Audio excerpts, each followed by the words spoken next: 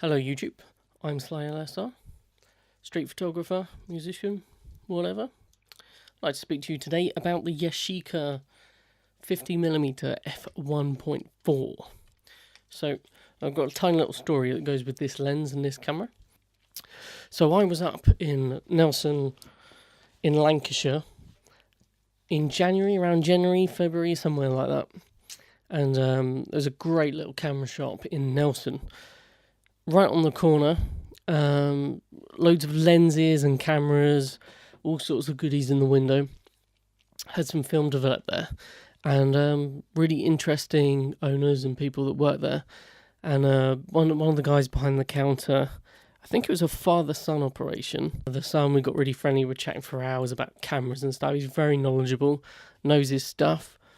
I bought a couple of cameras and some lenses and things from them. This was one of them. I don't know, I kind of just banged the mic. I really like the battered look of the Yashica. So this is a Yashica FXD. Let me play the sound for you.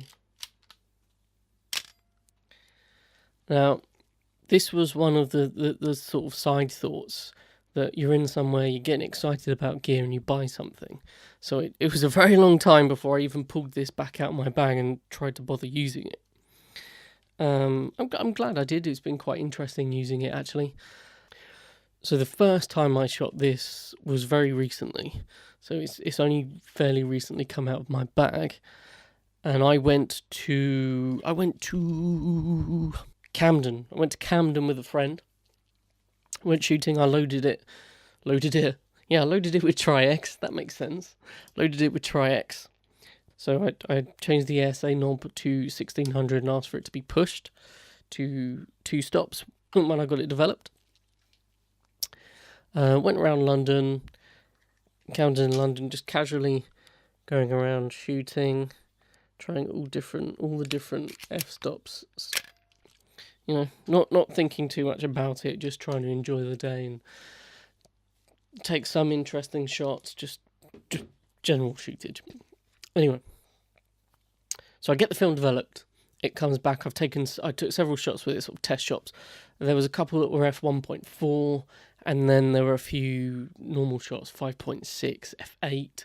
And the first f1.4 shot was of bamboo sticks protruding from the ground. It was leading to some sort of restaurant or something, and it was sticking out. It was an interesting pattern, like an S or an L or something, and I went over the top and just got myself ready and took a picture of 1.4. Really interesting. I'm going to stick it up here now. Now this this bokeh is really nice. So that is Tri-X pushed to 1600. And that is at f1.4 on this lens. So this is the Yashica ML 50mm f1.4. That looks fantastic. That's a sort of generic abstract shot with bokeh in it. I just thought it looked really cool. So we're walking around, I'm taking a few snapshots. We walk into one of the sort of vintage model shops, the toy shops and things. And I came across this. So this is a Chucky toy, but I thought it looked so cool and contrasty. On obviously the Tri-X. But this lens it's really contrasty. It's really sharp. It's cool. It's one of the coolest lenses I've ever played with. I've only just started using it, you know. And here's another Godzilla shot, model shot of Godzilla.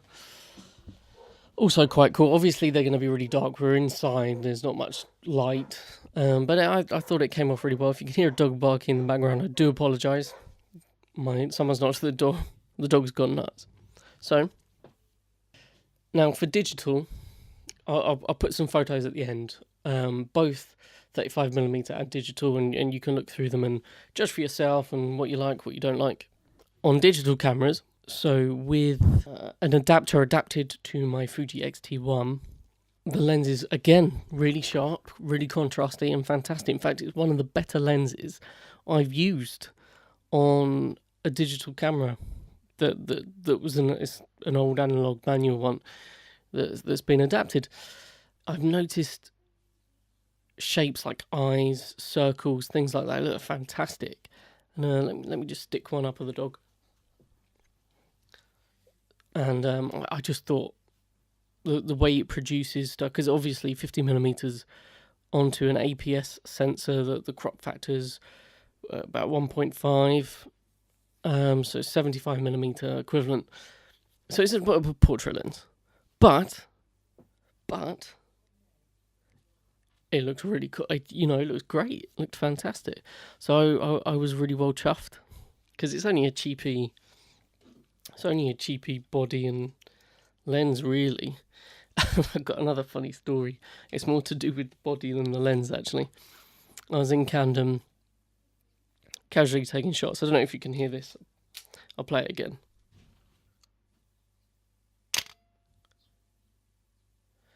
One more time.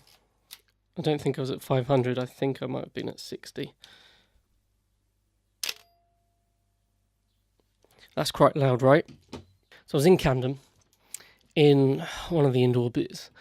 Saw a really good chance for a shot. So we had the upstairs balcony, all the stalls downstairs, and I do this.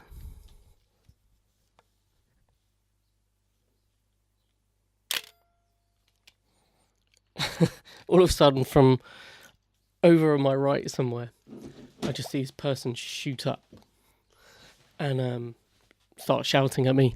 It was a tarot reader.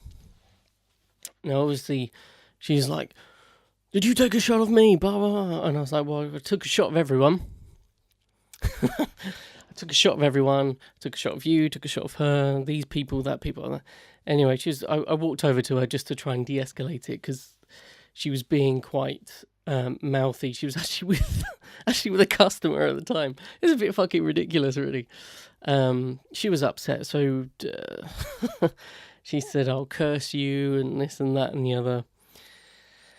Anyway, just one quick thing I'm going to stick in there. I know certainly some people who do street photography are like, "I take the picture, it's important to me." She's like, "Delete it, delete it, delete it, delete it." Obviously, film camera couldn't delete it. I was trying to tell her that. Her customer was siding with me in the end. And I just kind of trying to de-escalate it and was like, "Look, I'm not interested in using the film. You're clearly upset. Don't worry about it," kind of thing. So obviously what I've done is I've had the film developed, and I've not used that exposure because I'm not here in this world to upset people, regardless of how you react or you behave. The shot wouldn't have been that great anyway. So, you just you do have to respect people's feelings. You don't want to give street photographers, they've already got a fairly bad name. You don't want to pick up that stereotypical reputation. Anyway, back to the point. Yeah, so I'm going to stick some images on the end of this video. Some cons for this lens. Why isn't it Olympus or Nikon? No, cons for this lens. So this is the F1.4 Zuiko. It's actually quite a lot bigger than the Zuiko. Should never laid a camera up like that. It does look fantastic, actually. The bokeh is a lot smoother on the Yashica than it is on the Zuiko F1.4 50mm. And at first, because there's a slight tinge to the Yashica lens itself, and I started looking around, worried that there might be people that it could be coated with thorium, because some lenses are coated with thorium. If you don't know, thorium's radioactive, and they've coated several older lenses, much older lenses with it, going further back. Anyway, I digress. Downside to this, actually, it's not so much the lens itself, because I've tried to look for better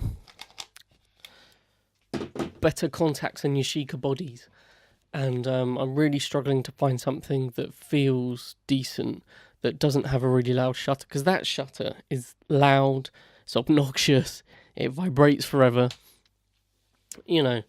I've struggled so far, and a few people have recommended stuff, so I'm going to go and check them out. because I don't know too much about them. It was a cheap buy. I really like that it was beaten up. I like sort of old vintage beaten up things. I like old beaten up vintage guitars and stuff like that. So, you know, I sort of went with that aesthetic. But I'm quite pleased it worked out really well. And if you're ever up north in Nelson, go visit that shop. Anyway, I'm going to stick some pictures up. So find me on Instagram. Subscribe, comment, whatever you like. Have a good one.